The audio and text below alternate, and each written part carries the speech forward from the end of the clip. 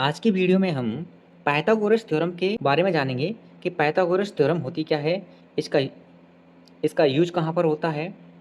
ठीक है, तो सबसे पहले मैं आपको ये बता दूं कि पाइथागोरस थ्योरम का यूज होता है हमारे समकोण त्रिभुज में। अब समकोण त्रिभुज क्या होता है?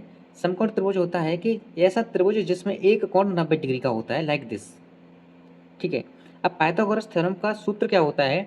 इसका सूत्र होता है कि कर्ण का वर्ग बराबर लंब का वर्ग प्लस आधार का वर्ग। अब आपको ये पता होना चाहिए कि कर्ण क्या होता है। तो जो 90 डिग्री के सामने की भुजा होती है, ये वाली, इसे बोलते हैं कर्ण। क्या बोलते हैं? कर्ण। और इसके जो नीचे की भुजा होती है, क्षैतिज रेखा, इसे बोलते हैं आधार। और ये जो खड़ी रेखा होती है, खड़ी रेखा, इसे बोलते हैं लंब। तो हमें यहाँ पे एक्स ज्ञात करनी है, इसका मतलब कर्ण ज्ञात करना है। तो एक्स ज्ञात करने के लिए हमें एक्स का स्क्वायर करना पड़ेगा, और इसका एक्स का स्क्वायर बराबर आएगा किसके?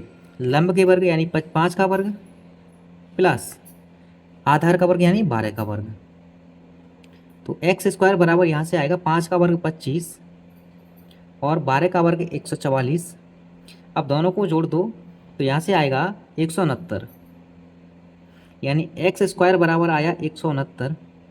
तो हमें एक्स चाहिए, तो एक्स बराबर आएगा अंडर रूट 169 बराबर 13, यानी एक्स का मान कितना आ गया? 13।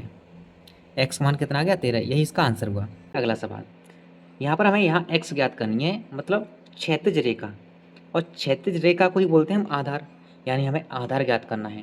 तो कैसे करेंगे? हमें तो पता है कि सामने वाली भुजा क्या होती है? कर्ण होती है। क्या होती है? कर्ण। यानी इसका वर्ग बराबर होता है, यानी 17 का वर्ग बराबर होता है किसके? ये बराबर होता है लंब के वर्ग यानी 8 के वर्ग के प्लस आधार। आधार कितना है? एक्स, यानी एक्स के वर्ग के। अब 17 का वर्ग होता है 289।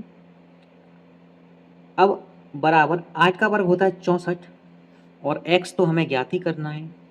अब 64 को इधर पश्चांतर करेंगे तो ये माइनस का हो जाएगा, तो यहाँ से कितना बचेगा? यहाँ से बचेगा 289 माइनस 64 बराबर एक्स स्क्वायर। तो एक्स स्क्वायर बराबर यहाँ से बनेगा 225, माइनस करेंगे तो हमें x मिलेगा अंडर रूट 225। अब अंडर रूट 225 में से, यानी 225 का वर्गमूल लेंगे तो वर्गमूल आता है 15, यानी x का मान आ गया 15। यहाँ पर x का मान कितना आ गया? 15। मैं उम्मीद करता हूँ कि आपको समझ में आया होगा। देखिए, यहाँ पर हमें x ज्ञात करनी है, ये वाली x, और एक समकोण त्रिभुज में x ज्ञात करनी है। इसका मतलब ये है कि कर्ण का वर्ग, कर्ण ये होता है कर्ण का वर्ग यानी 5 का वर्ग बराबर होता है किसके? लंब के वर्ग। लंब कितना है? x का वर्ग प्लस आधार का। आधार कितना है? 4 का वर्ग। अब 5 का वर्ग कितना होता है? 5 का वर्ग होता है 25 बराबर x का वर्ग प्लस 4 का वर्ग 16। अब हमें x फाइंड करना है, तो 16 को इधर पश्चांतर करेंगे तो यहाँ आएगा 25 माइनस के 16 बराबर एक्स स्क्वायर। अब 25 में से माइनस होगा 16 तो बचेगा 9 बराबर एक्स स्क्वायर। और हमें x ज्ञात करनी है, तो x बराबर आएगा अंडर रूट 9। अब 9 को जब अंडर रूट में से निकालेंगे तो x ये बराबर यहाँ मिल जाएगा 3, यानी x का मान आ गया 3। x का मान आ गया कितना? 3। यही हमें चाहिए था। आइए इस सवाल में हमें x का मान ज्ञात करना है।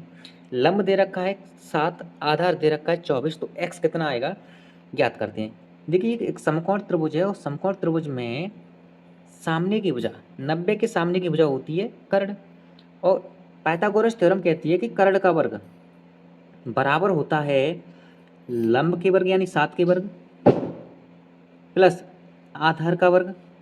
कितना? आधार कितना है? 24, यानी 24 का वर्ग।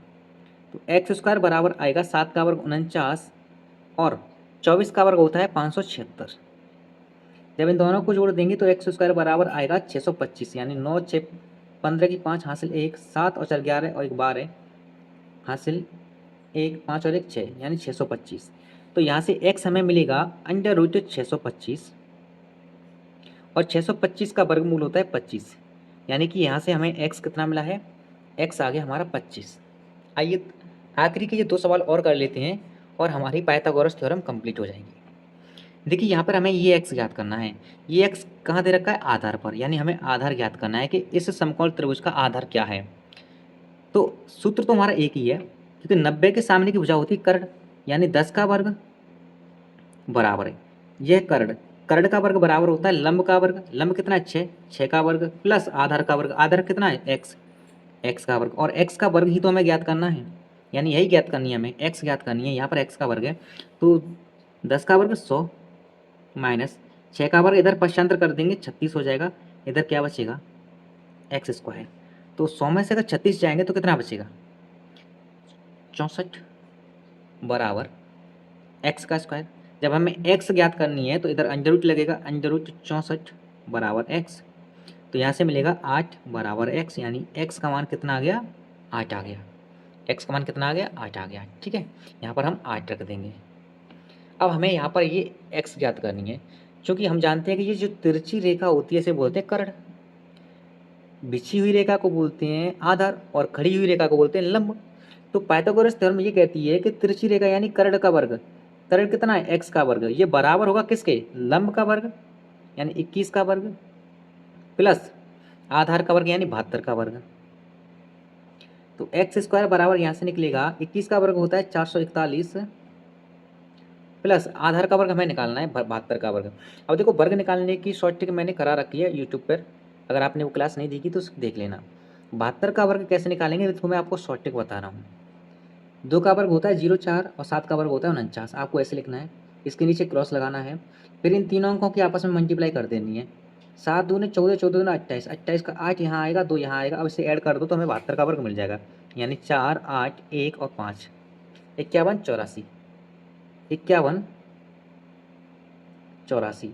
अब इसे ऐड कर देना है, तो एक्स स्क्वायर बराबर मिलेगा 4 और 1 5, 8 और 4 12 की 2 हासिल 1, 1 और 4 5, 5 और 1 6 और 5 की 5 यानी 56 25। लेकिन हमें तो चाहिए x, तो x बराबर यहाँ से निकलेगा अंडर रूट